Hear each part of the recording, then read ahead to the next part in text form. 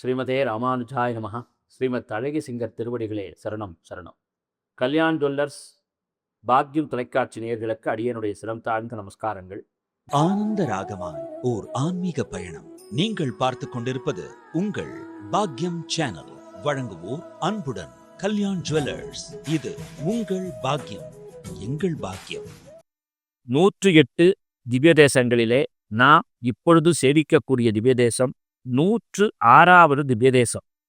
திருமலை என்றும், திருப்பதி என்றும், சேஷகிரி என்றும், சேஷாத்ரி என்றும், வேங்கடாத்ரி என்றும், கருடாத்ரி என்றும், அஞ்சனாத்ரி என்றும், நாராயணாத்ரி என்றும், ரிஷபாத்ரி என்றும், நீளாத்ரி என்றும், காரீபத்தின் கட்டங்களை கீழ்க்கக்கூடிய ஒரே வரை திருமலை என்றும், இந்த கலியுகத்து வரதனாக சேவை சாதிக்கக்கூடிய அந்த எம்பெருமானை கலோ வேங்கட நாயகா என்று புராணம் குறிப்பிடுவதைப் போலே வேங்கடாத்ரி சமஸ்தானம் பிரம்மாண்டே நாஸ்தி கிஞ்சன வேங்கடேச சமோதேவோ நபூதோ நபவிஷ்யதி என்று இந்த வேங்கடமலைக்கு நிகரான மலையே இல்லை, மலையென்றா அது திருமலைதான் என்று சொல்லக்கூடிய வகையிலே 7 மலைகளுக்கு நாயகனாக ஆனந்தநிலை விமானத்திற்குள்ளாக அற்புதமாக தன்னை வரக்கூடிய அடியார்களுக்கு அருளை குறிப்பவனாக பேரருள் வள்ளலாக காணக்கூடிய இந்த சீனிவாச பெருமாள் திரு வேங்கட நாயகன்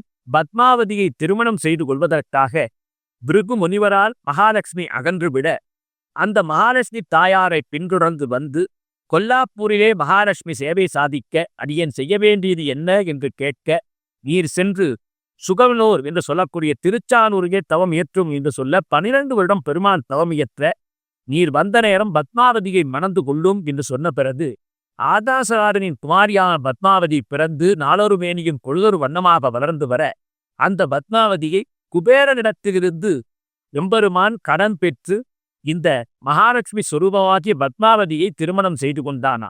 அதனால்தான் அகலகில்லேர் என்றிறையுமென்னு அலர்மேல் மங்கை உரை மார்பாக என்று நம்மாழ்வார் போற்றுகிறார். இந்த திருத்தலத்திற்கு 202 பாசுரங்கள். மதுரகவி ஆழ்வார், தொண்டரடி பொடியாழ்வார் தவிர மற்ற அனைத்து ஆழ்வார்களும் இந்த எம்பெருமானின் மீது மங்களாசாசனம் செய்திருக்கிறார்கள். இந்த மலையை பொழுதாலே போதும், வேங்கடமே அவன், மலையே பெருமாள், பெருமாளே மலை என்று சொல்லக்கூடிய மலையப்ப சுவாமியாக இந்த எம்பெருமான் சேவை சாதிக்கிறார். நித்யோத்சவ, பக்ஷோத்சவ, மாசோத்சவ, அயனோத்சவ, டோலோத்சவ, பவித்ரோத்சவ, அத்தியனோத்சவ, பிரம்மோத்சவ என்று சொல்லக்கூடிய வகையிலே நித்தம் நித்தம் உற்சவம். எத்துணை ஆழ்வார்கள், எத்துணை ஆச்சாரியர்கள், ஸ்ரீமத் ராமானுஜர் இங்கு இருப்பது திருமாலே, வைணவனே, வேங்கடவனே என்று சொல்லி நிரூபணம் செய்து எம்பெருமானுக்கு திரு ஆழி வழங்கினான், ஆழி கொடுத்தான் என்று இந்த எம்பெருமானை பற்றி பேசுகிறாரு. ஸ்ரீ அன்னமாச்சாரியா 32,000 கீர்த்தனைகளா திருவேங்கட நாயகனை தொழுது நின்றுள்ளார். அப்படிப்பட்ட சர்வ சக்தி வாய்ந்த மாமலை திருவேங்கட மலை. திருவேங்கட மலைக்கு சென்று வந்தால் திருப்பம் வரும் என்று சொல்லுவார்கள். எனவே அந்த திருவலையப்பனின் சுமந்து நிற்கக்கூடிய மலையை சிந்தித்தாலே புண்ணியம். அவனுடைய நாயகியான ஸ்ரீ மகாலட்சுமி பத்மாவதி திருச்சுகவனூர் என்று சொல்லக்கூடிய திருச்சானூரிலே சேவை சாதிக்கிறார். பெருமாளுக்கு புரட்டாசியிலே 10 நாட்கள் பிரம்மோற்சவம், புரட்டாசி சிரவணத்திலே சக்கரஸ்நாமத்தோடு கூடிய தீர்த்தவாரி நடைபெறுகிறது. தாயாருக்கு கார்த்திகை உத்தராசாரா நட்சத்திரத்திலே பஞ்சமி தீர்த்தமாக தீர்த்தவாதி. இப்படி என்றும் நாள்தோறும் நன்மைகளை தரக்கூடிய அந்த சீனிவாச பெருமாளை நாளும் நாம் கைதொழ வேண்டும். இந்த பெருமாளுக்கு மிகச் சிறப்பாக லட்டு பிரசாதம் விசேஷமாக சமர்ப்பணம் செய்யப்படுகிறது. ஆனால் கர்ப்ப கிரகத்தை தாண்டி செல்வது தயிர் சாதமே என்று சொல்லப்படுகிறது. மிகப்பெரிய ஆச்சாரிகளால் கொண்டாடப்பட்ட இந்த திருமலை வைகாச ஆகம சாஸ்திரத்தின் அடிப்படையிலே பூஜிக்கப்படுகிறது. திருமலைக்கு சென்றால் திருப்பம் வரும், அஸ்த ஐஸ்வர்யம் கிடைக்கும். திருமலை வழிபாடு எப்படி செய்ய வேண்டும்? உடனே பத்மாவதியை வழிபட வேண்டும், கோவிந்தராஜரை திதிக்க வேண்டும், திருமலையிலே நேர வேண்டும். திருமலையப்பனுக்கு இந்த அற்புதமான தலத்தை தந்த ஆதி வராக சுவாமியை சேவிக்க வேண்டும்.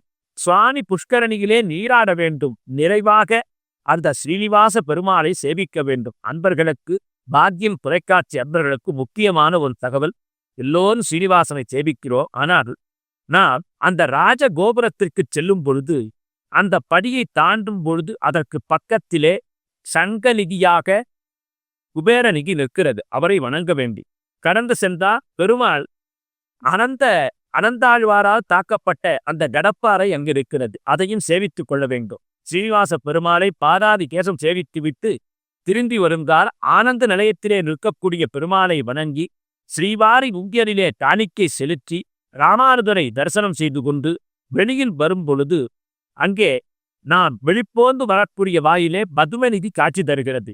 அவரையும் வணங்கி வந்தால் செல்வம் என்றும் நிலைத்து நிற்கும் நம் இல்லத்திலே.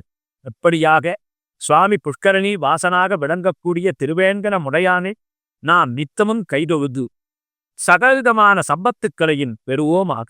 ஓம் நமோ வெங்கடேசாய். ஆனந்த ராகமாய் ஓர் ஆன்மீக பயணம். நீங்கள் பார்த்துக் கொண்டிருப்பது உங்கள் பாக்யம் சேனல். இது உங்கள் பாக்யம், எங்கள் பாக்யம். வழங்குவோர் அன்புடன் கல்யாண் ஜுவல்லர்ஸ்.